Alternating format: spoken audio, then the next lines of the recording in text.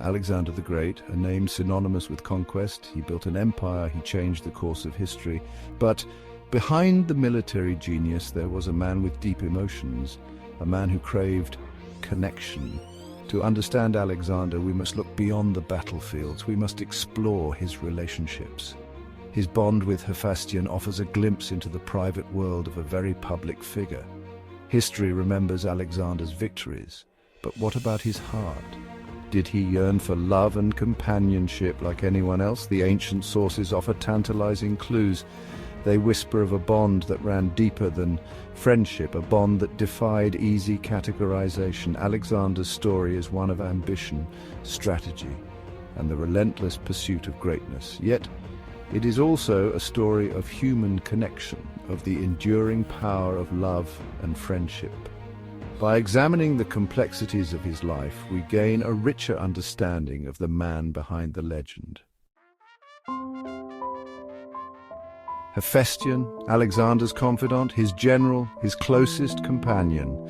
Their story began in childhood. They studied together, trained together, and conquered the world side by side. Their bond was unbreakable. Some even called Hephaestion Alexander's other self. Ancient writers often remarked on the intensity of their relationship. They described a closeness that went beyond mere friendship. When Hephaestion died, Alexander was devastated. He plunged into a period of intense mourning. He ordered a lavish funeral. Some accounts even say he tried to have Hephaestion declared a god. Their connection raises questions that continue to fascinate historians today. Was theirs a love story? The sources are silent on the explicit nature of their relationship, but the depth of their bond is undeniable. To understand Alexander and Hephaestion, we must look through the lens of their time.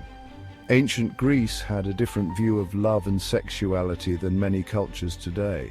Same-sex relationships were accepted, even celebrated, in certain contexts.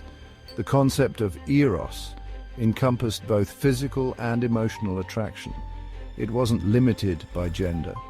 They were seen as a natural part of life. However, these relationships were often viewed within a hierarchical framework. This adds another layer of complexity to our understanding of Alexander and Hephaestion. Were they equals in their bond, or did their relationship reflect the power dynamics of their time?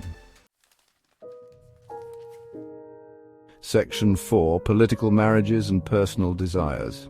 Alexander, as a king, had a duty to produce an heir. He entered into political marriages with women, as was expected of a ruler. He married Roxana, a princess from a conquered territory. He also married Stateira, the daughter of a Persian king.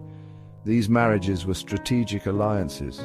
They helped to solidify his power and unite his vast empire.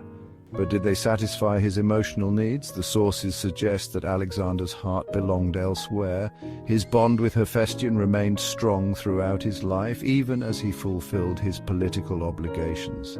Alexander's story reminds us that personal desires and societal expectations don't always align. He navigated a world where love and duty often pulled in different directions. Section 5. Modern echoes Alexander and LGBTQ plus identity. Centuries after his death, Alexander's story continues to resonate. Some people view him as an early icon of LGBTQ plus history. They see his relationship with Hephaestion as evidence of same-sex love in antiquity. However, applying modern labels to historical figures can be tricky. We must be careful not to impose our own values and understandings onto the past. Ancient Greece had its own cultural norms and beliefs about love and sexuality. Whether or not we label Alexander as gay or bisexual is ultimately less important than recognizing the enduring power of his story. His relationship with Hephaestion, regardless of how we define it today, speaks to the universality of human connection and the timeless search for love and belonging. Section 6. A timeless story, love, loss, and legacy.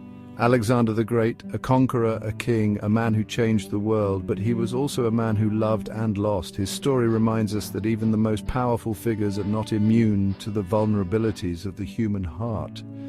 His bond with Hephaestion continues to captivate us. It sparks our curiosity. It challenges us to confront our assumptions about love, sexuality, and the nature of human connection. Their story, passed down through the ages, reminds us that love and loss are universal experiences that transcend time and culture.